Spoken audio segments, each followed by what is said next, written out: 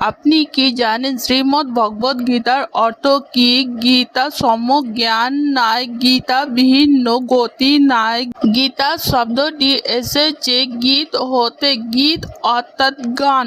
প্রাচীনকালে বৈদিক মন্ত্র সমূহ গানের মাধ্যমে সমাজে পরিবেশ ও পরিচালিত হতো। কুরুক্ষেত্রের রণভূমিতে ধর্ম ও অধর্মের বিষয়ে মহামতি অর্জুন বিভ্রান্ত হয়ে পড়লে ভগবান শ্রীকৃষ্ণ তার অমৃতময় উপদেশ অর্জুনকে প্রদান করেন এবং তাকে জ্ঞানের আলোতে উদ্ভাসিত করে। ভগবান স্বয়ং হলে শ্রীমৎ। সেই শ্রীমৎ ভগবানের কথা হওয়ায় এবং তা গানের মাধ্যমে সমাজে সম্প্রচারিত হওয়ায় গ্রন্থটিকে শ্রীমদ্ ভগবদ গীতা বলা হয়েছে। গীতা সনাতন ধর্মে সর্বশ্রেষ্ঠতম ধর্মদর্শন রূপে পরিগণিত।